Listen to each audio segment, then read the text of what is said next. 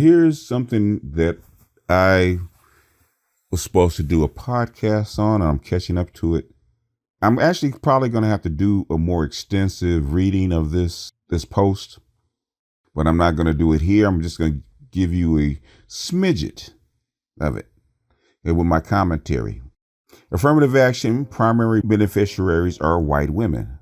No shit. This is the note to strawman creators before we begin. The discussion below has nothing to do with denying that an individual white woman has not worked hard to attain whatever position or education she has, nor does it fault any white woman who heard of an opportunity opened up under affirmative action and took it. What? She was just supposed to ignore these opportunities when they opened up. Oh, just like ignore opportunities that open up for men? Really?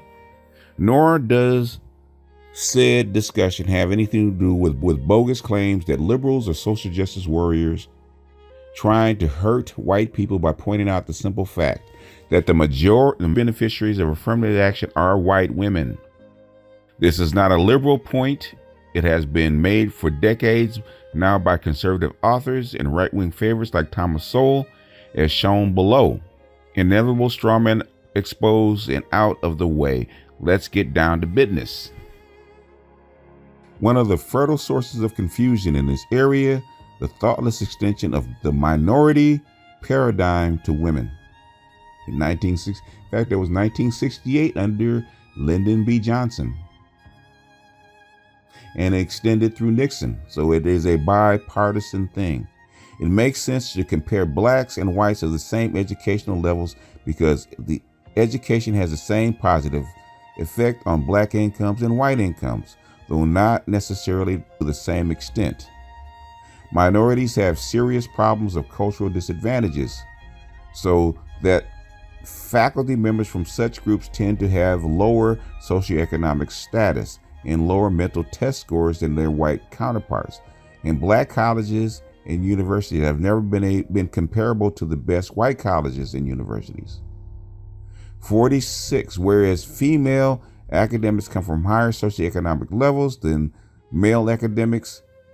Female PhDs have higher IQs than male PhDs in field after field, and the best women's colleges have had status and student SAT levels comparable to those of the best male or coeducational institutions. Women have been part of a cultural, informational, and social network for generations, while blacks and even Jews have been largely excluded until the past generation.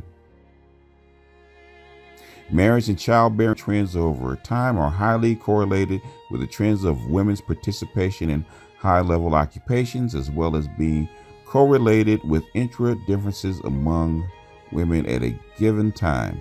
In short, women are not another minority, statistically or culturally, and that is from Thomas Sowell. Affirmative action reconsidered. It was necessary.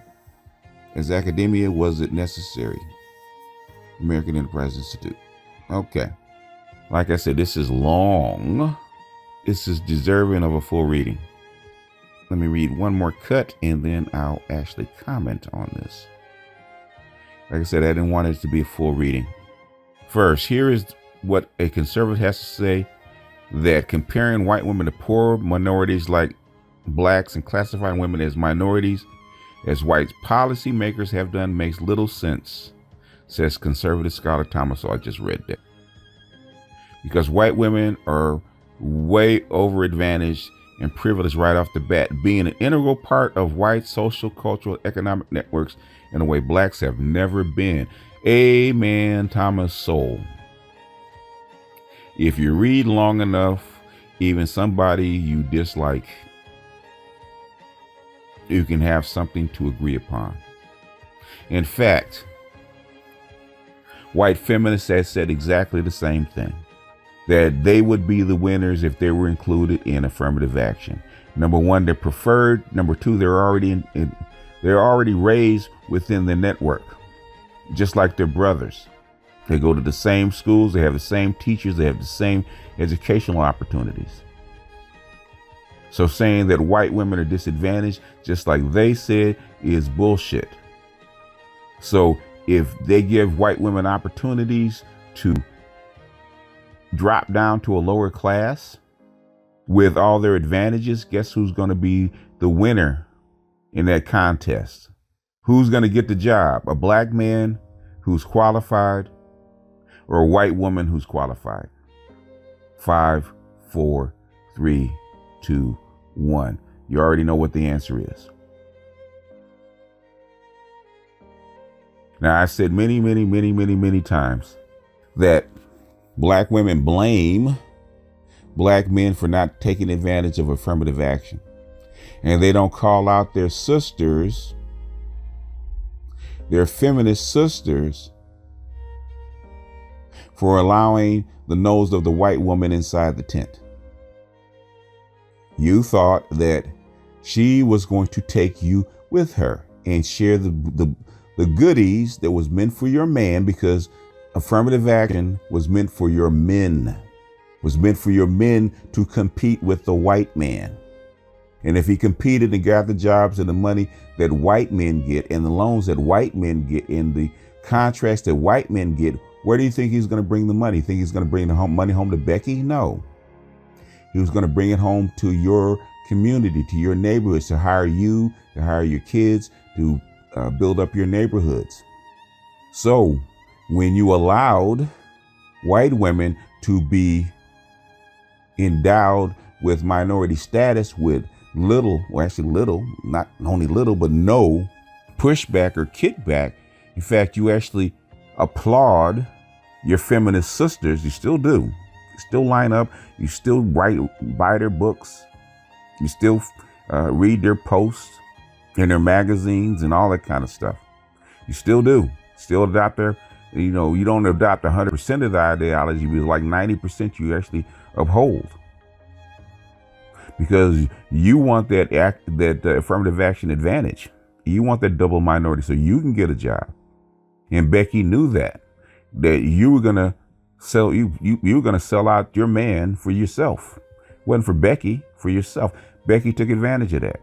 Join us and women first, not community first, but women first. It was allowed to go down.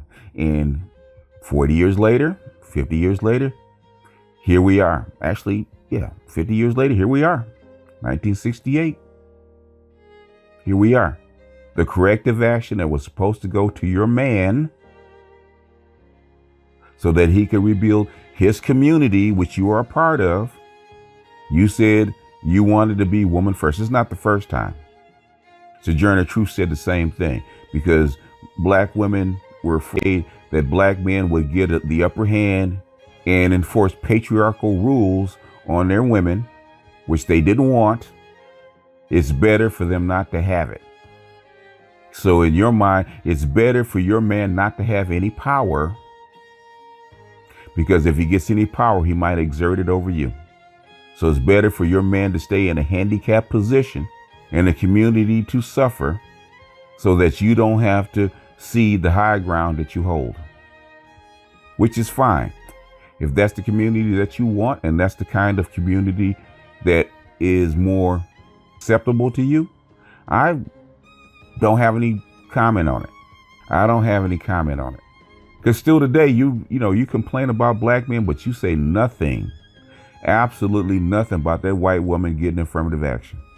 You've said nothing about that white woman taking your jobs and black men's jobs. You say nothing. You still shoulder to shoulder with that white woman. The only time you say anything is when Becky comes for your man. That's the only time you say something.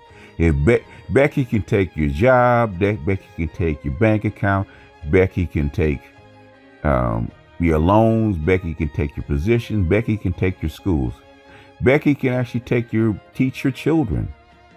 As long as Becky don't fuck your man, you're okay.